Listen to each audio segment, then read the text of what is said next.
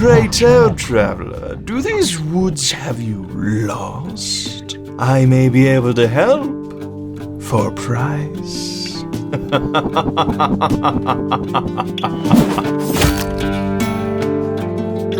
Welcome, traveler. My name is Blake Rea, and this is Love, Death, and Dice. Forests and horror go hand in bloody hand. It is the unknown, the place where frightful magic can be real, and is a world far removed from the warm, safe candlelight. Today, I want to experiment with painting my own Shaishian-themed forest that not only is easy to approach, but tells a bit of a narrative in the process. I don't know much about what terrain brands are the best, so I went with the tried and true Games Workshop Awakened Wyldwoods. This is my first ever piece of terrain, and since I'm experimenting, I thought it'd be fun to try and paint this thing with mostly contrast paint. Of course, after buying a bunch of contrast paint, Army Painter released its own, cheaper version that appears to be better. I'm not mad about it. Yes, I am. Turn on your favorite Poppy track and get crackin'. And yes, Poppy is required for this build. Girls in Bikinis? Great song. What I like most about terrain is that it's pretty casual to build and clean. Instead of having to carefully cut away sprue from, say, an entire forearm, the contact points just make up this one small speck on a much larger piece. That is a lot of branches though. What was I saying about this being casual? This took forever! There were countless branches to be cut out, and my fingies got so tired I needed a tea break. Fuck! There are too many pieces here to clean, so I focused primarily on cleaning up the obvious trunks and branches. If the leaves have leftover sprue, nobody will see it. Extra thin doesn't cut it here, so instead I use super glue and accelerator to speed up the drying time.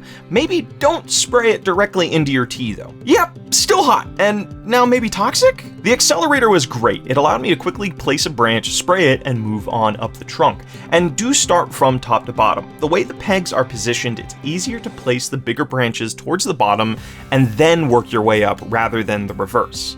To get a good bond, I placed the nozzle of the superglue into the peg before spraying, but with accelerator all over the place, my nozzle grew layer after layer of hardened glue. After cutting it off, the cap no longer fits. Ugh. I found a good way to avoid this was to place the glue in the peg and then spray the attaching piece separately. Once they connect, it instantly bonds. One Ladybeard album later, and the trees are finally built. Besides the skeletons splayed about on the dirt, these trees don't give off the vibe of the Death Realm though. For a small fee of $20, I picked up all the objective markers from the Cursed City box set. Lord knows I couldn't afford the rest of the box. Inside the set are hanging skeletons and loads of other horror bits like this gargoyle, tombstone, and a lovely little crow named Daisy. After cutting the skeletons from their gallows, I superglued them to the trees. Make sure to keep their outstretched fingers unbroken and secured against the trunk with glue. Two of the trunks got a complete body while I used the two remaining torsos on one tree. I picture each of them giving you conflicting directions and advice on how to escape these woods. One tells truths, one tells lies kind of situation. To the same tree, I placed this grubby little boy up in the leaves and Daisy's stone perch to one side of the skeletons. Once the bits are secure in their places, we'll need to fill the gaps between their bony butts and the trunks of the tree. Using AK Interactive's Muddy Ground, I built up a body of texture from the base of the tree that is crawling its way up to the skeletons. This will serve as the bulk of our moss later. Hit some of the other areas with this texture, and once it dries, we're ready to prime. Contrast paint requires a white or an off-white base coat to work properly. Outside, I sprayed each tray with a healthy layer of Wraithbone. Bad idea. This stuff is stupidly expensive, and for terrain, don't waste the good stuff. I just didn't know of any cheaper alternatives, and I was in a rush to get painting today. If you know of any good off-whites here in the States, drop me a line below. I've been curious about contrast paints for a while. Though I see they aren't perfect, especially on smooth volumes, the amount of time they could potentially save me on a high surface area model, such as this, could be worth the price of admission. Won't know till we try though. Using Skeleton Horde, I hit all of the bone bits on the base of the tree and the lyres that are pinned to the trunks. Avoid the sections of texture paste we laid down earlier because, like our contrast paint, the moss effect needs a white base to get that rich, bright green. Once the bones were finished, I moved on to Basilicanum Gray to paint the stones as well as Daisy's perch. And this is where my appreciation for contrast really started growing. Normally I have to base, shade, and then highlight rocks to get a good look, which is fine for small bases, but imagine doing that for each and every rock on this terrain. That would be a pain, right? It gets a little splotchy on flatter surfaces, and I wish it was a touch darker after one layer, but it's good looking enough for the time I save using it, which is a trade-off I'm okay with on terrain. The next step is to use Wyldwood on the fallen branches. Of course, you could start to paint the bark of the tree now, but I'm going to come back to that later. Daisy is looking a little bit too much like a cockatoo, so paint her feathers with black Templar, and after that, we can move on to painting the dirt. Using Cygor brown, I created patches of bare soil that will be peeking through our moss. Don't think about it too much, just place them wherever. Two of the skeletons have bags over their heads, and the trunks have these mushrooms strewn about, which is a perfect opportunity to add a little bit of color to this dreary scene. They each got 2 layers of Flesh Terrors red and Gryph-Hound orange respectively. Lighter colors such as the orange don't have the same opacity as, say, the browns and reds. It feels like it slightly stains the white rather than fully coloring it. I've heard this described as bubblegummy or pastel, which is something I agree with after playing with some of the lighter shades in the range.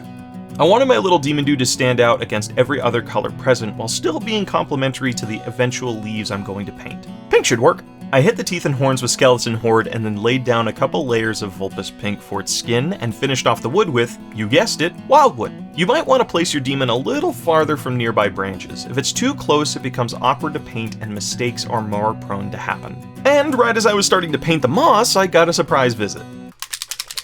Hey!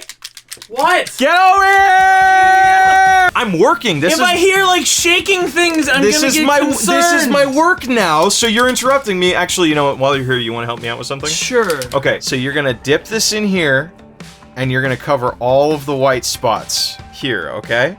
I don't even think I introduced you. I think I just said like, "Hey, get the fuck in here." You just said, "Hey, bitch boy." This is my brother. He makes music. His album's coming out soon. My name is Trevor. Good, very good. I'm in a band called No Surprises. And we have an album coming out called The 51st State. Oh, what happened to the I was gonna make...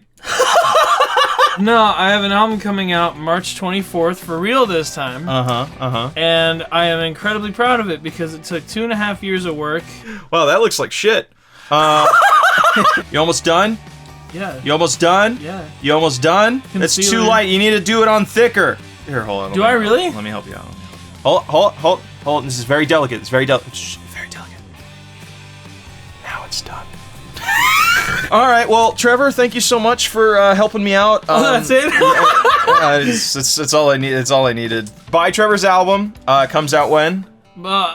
Wait. When does it come out? March.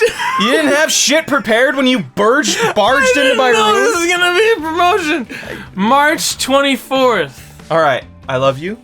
You're good. All right. Bye, guys. Hit the white patches you left with some thick globs of dirty down moss. The undercoat of white results in this lush green that adds a whole heap of production value. Combined with the texture paste, it ties our skeletons to the trees in a really believable way, and it just looks awesome! A huge surprise to me is that the moss effect was also noticeable on the darker grays and browns, creating a really interesting effect on the recessed areas of the branches. Part of me wishes I put some brown on the trunk before this, but I can always add the effect later too. Speaking of wood, grab your biggest brush and start laying down some Wyldwood on all of the remaining wood sections. I'm not gonna lie to you, this is the most tedious part of this project. Even with a size 8 brush, this still took a good deal of time. There is just so much surface area to this model, and a good deal of it is in hard to reach angles. This is another example of what contrast paints are good for. I only need to do this process once to get a pretty damn good result. After letting that dry, I came back in with the moss effect and hit the transitional areas between the moss and bark to blend the two more and to get the green-brown effect we saw earlier. All that's left now are the leaves. And you thought the bark was bad. If you've ever looked at a tree, you've probably noticed they aren't singular colors. Each leaf is in a different stage of its life, while also being affected by light, temperature, and water supply. All of this results in the wonderful degree of variance we see in trees, especially during the fall season. I'm no masochist, at least not in my 9 to 5, so painting each leaf is out of the question. But we can emulate the randomness we see in nature with a couple easy methods. I want the bulk of these leaves to be a deep Shyician purple, but as leaves die, they lighten in saturation almost to a white. Using Mago's purple, I randomly placed pools of color on certain patches of leaves. Don't think about it too much, just channel your inner chaos and place them wherever. This time, the pastel look is working in our favor. Finally, I used almost my entire bottle of Shyish Purple to cover the remaining leaves, which is another thing to consider with contrast. Painting terrain can be resource heavy. It takes a lot of paint to cover this much plastic. Contrast is not cheap, so you need to weigh if the time you save is worth the added cost. For me, someone with not a lot of free time in the day, it is.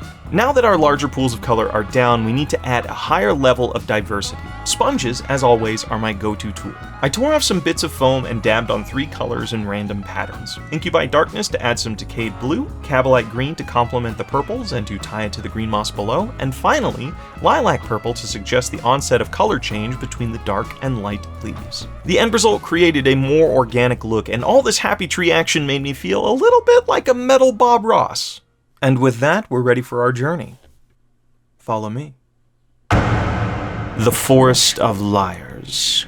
Each mighty oak here is marked by hungry moss and talking bones. If approached, they may give you advice on how to escape these woods. For a price, of course. Release the skeleton from its binds, and it'll agree to share its secrets. But adventurer, beware. The moment you untie their bones, you will take its place instead, left to rot and turn to bone yourself. Only the cleverest of adventurers can trick the skeleton before they themselves are swindled of their life.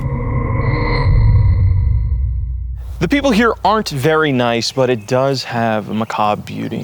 What terrain should I paint next? Why don't you leave a suggestion in the comments below. Thank you to the Rad Skeletons, Deacon Stott, and Cody Chase for joining the Dead Zone. If you want to have your name shouted out in an episode or your name in the credits, consider joining my cult on Patreon. Till next time, don't get lost in the woods. What if I told you that everything you know is wrong? Forget the past, the rules and the rights.